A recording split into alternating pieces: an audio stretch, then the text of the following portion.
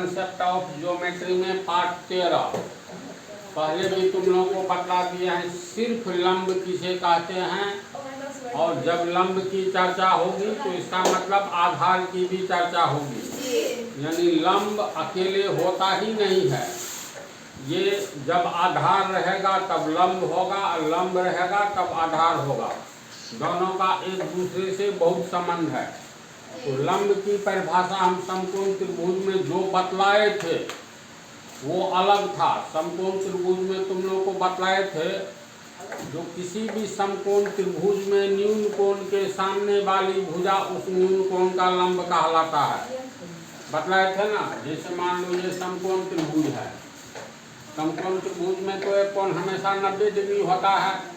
तो मान लो ये 90 डिग्री है ABC, तो ये 90 डिग्री, अब बचा हुआ ये कोण अगर अल्फा मान ले तो ये 90 डिग्री माइनस अल्फा होगा।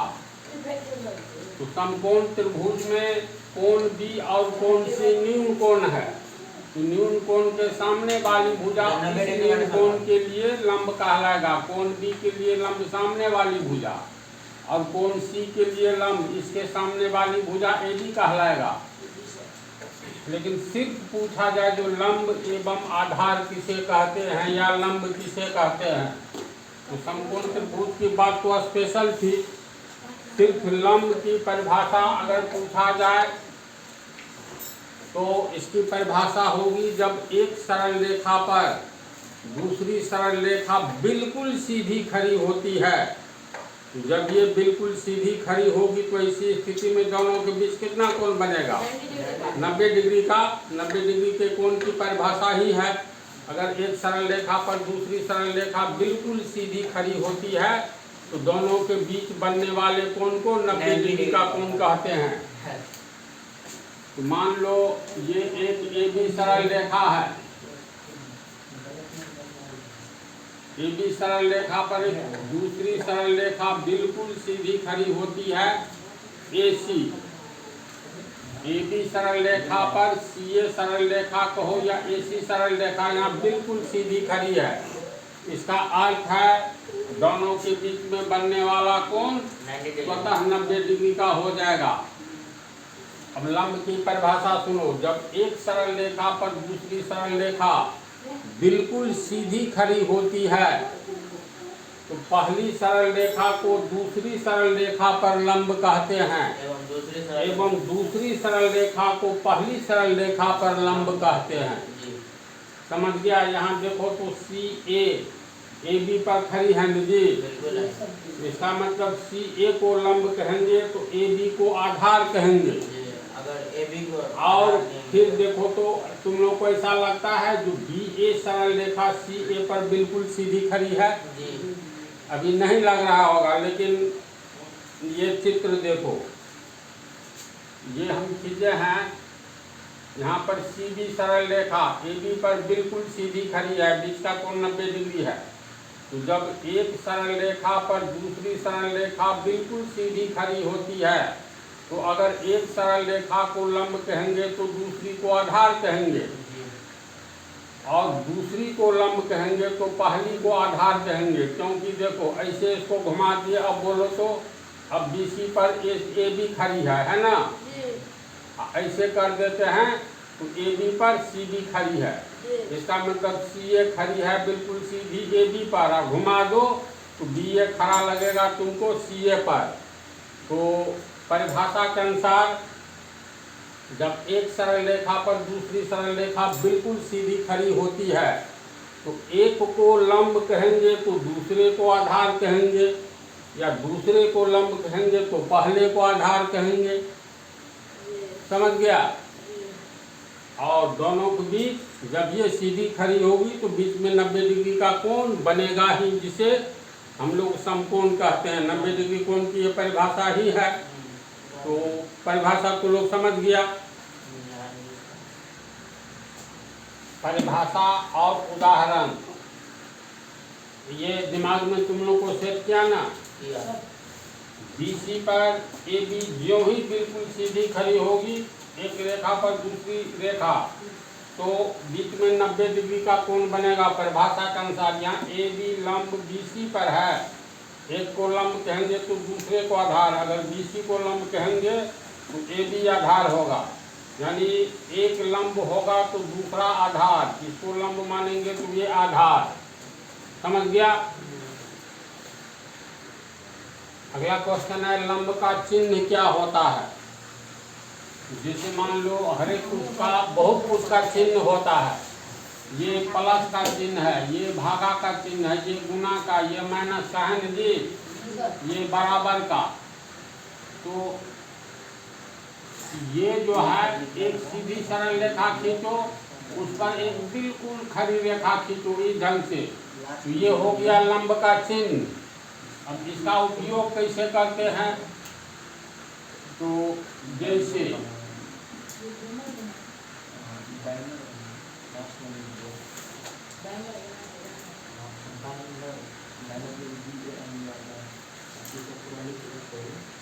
ये AB सरल रेखा है, समझा?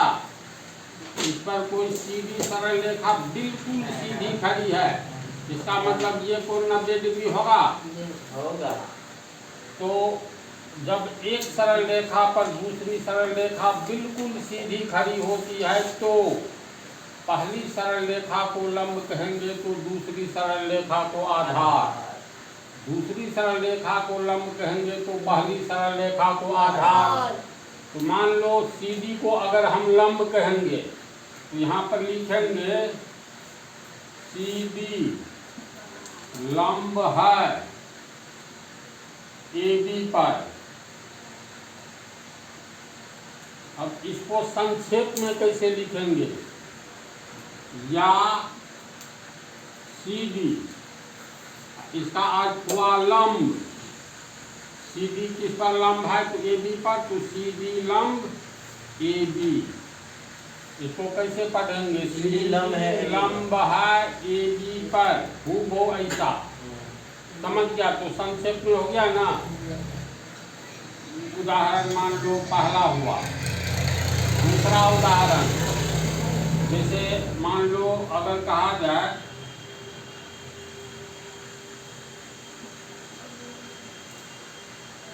इस ढंग से हम एक सरल रेखा खींचते हैं, मान लो MN, तो बिंदु N पर या MN सरल रेखा पर एक लंब खींचना है। तो जो ही लंब खींचेंगे तो लंब ये आधार के साथ हमेशा 90 डिग्री का कोण बनाएगा, क्योंकि बिल्कुल सीधी खड़ी होगा तब तो बीच में 90 डिग्री का कोण बनेगा ही। तो इस ढंग से एक रेखा इस पर खींचो तो देखने में लगे दोनों के बीच 90 डिग्री का कोण है।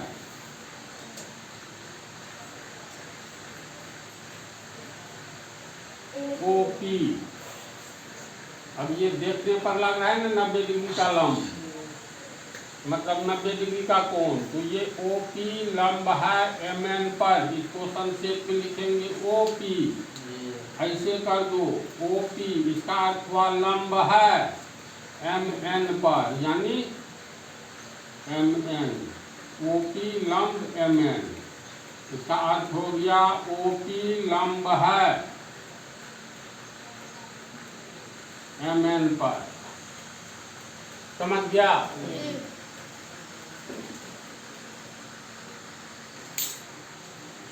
देखो क्वेश्चन नंबर 2, दिए गए त्रिभुज ABC में, ABC त्रिभुज दिया हुआ है, दिए गए त्रिभुज ABC में त्रिभुज के तीनों शीर्ष से सामने वाली भुजा पर लंब डाले।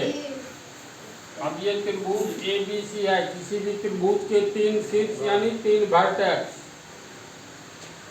तो अब मान लो बिंदु A से, A के सामने वाली कौन सी भुजा है, यहाँ पर आंख रखोगे देखोगे तो BC। अब BC पर लंब डालना है, तो लंब तो BC एक सरल रेखा है, A से डालेंगे तो बिल्कुल BC पर ये A जिस बिंदु का नाम रखेंगे ये बिल्कुल सीधा खड़ा होना चाहिए, लेकिन यहाँ पर स्थिति ऐसी है जो BC पर हम लोग शीर्ष A से लंब कैसे डालेंगे, तो BC को पीछे की ओर डॉट डॉट के रूप में बढ़ाओ ऐसे, यानी समझा, BC को पीछे की ओर बढ़ाओ और फिर ये शीर्ष A से लंब खींचो डॉट डॉट के रूप में।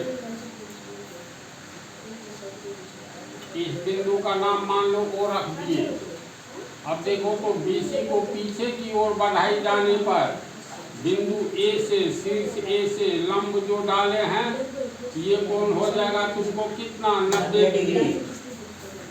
तो यही हो गया, यहाँ कहेंगे AO लंब है, किस पर है, तो है तो BC पर, लेकिन BC को पीछे की ओर बढ़ाए तो कहेंगे OC पर। OC पर ही नहीं ये BC आ रहा है, तो AO लंब है OC। यही हो गया, शीर्ष A से BC पर डाला गया लंब, इसको कहेंगे, यानी शीर्ष A से BC पर डाला गया लंब।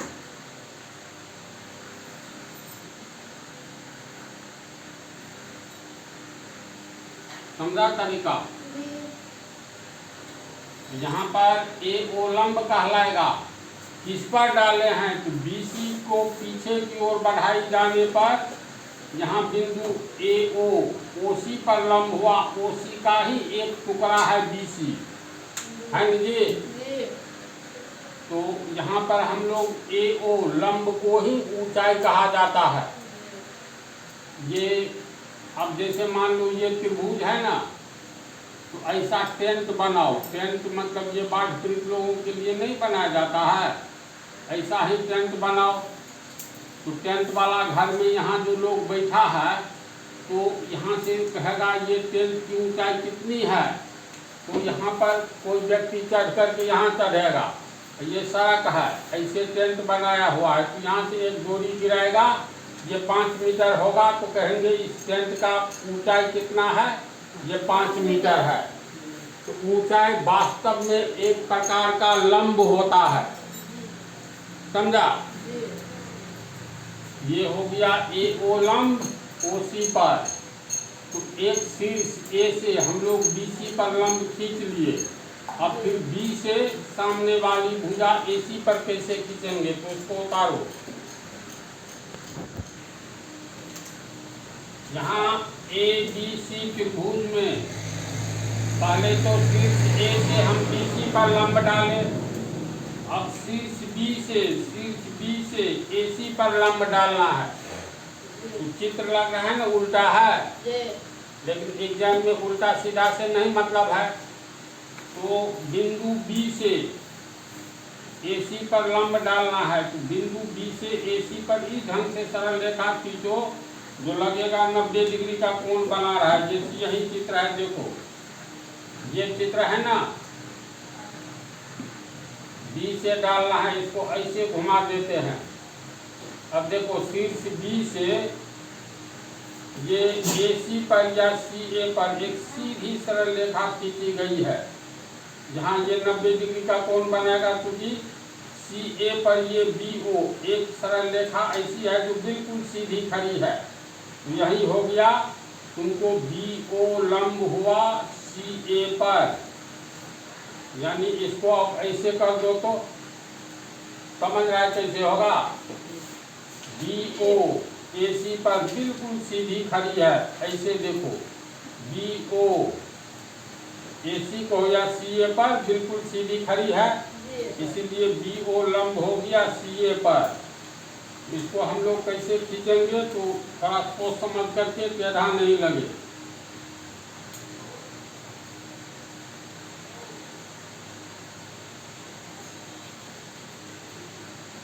डॉट डॉट करके ये बना दो 90 डिग्री, इसका कुछ नाम रख दो तो O लिखे।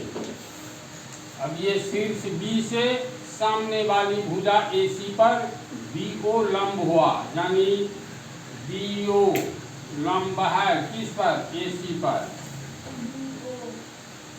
समझ रहे हैं तरीका, ये सब का काम होने जा रहा है कब, जब त्रिभुज का क्षेत्रफल पढ़ोगे, त्रिभुज का क्षेत्रफल बराबर 1/2 गुने आधार गुने ऊंचाई, यही लंब ऊंचाई कहलाता है। तो चलो इस चित्र को भी उतारो।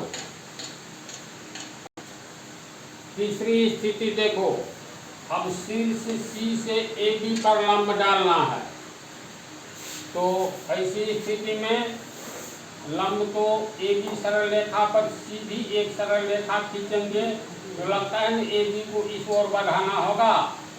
तो ऐसी स्थिति में AB को नीचे की ओर बढ़ाओ।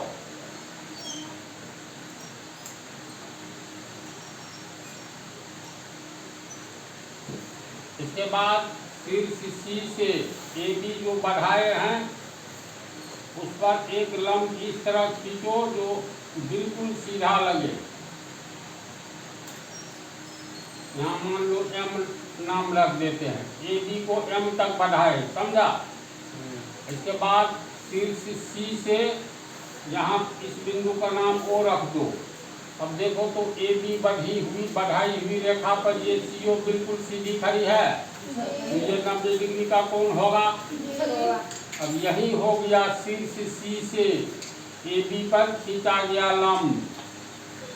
चाहे रेखा को बढ़ाना पड़े या नहीं बढ़ाना पड़े, तरीका समझ रहा है ना। तो लिखेंगे यहाँ CO लंब है किस पर, AM पर, AM का ही एक भाग हो गया ना, तो AB तो AM। ऐसी स्थिति में ये होगा ऊंचाई और AB होगा आधार। तो टॉपिक है किसी भी त्रिभुज में कितनी ऊंचाई होती है। तो ये अगला टॉपिक है, किसी भी त्रिभुज में कितनी ऊंचाई होती है। त्रिभुज में ऊंचाई किसे कहेंगे, ये तुम लोगों को अगले पाठ 14 में बताएंगे।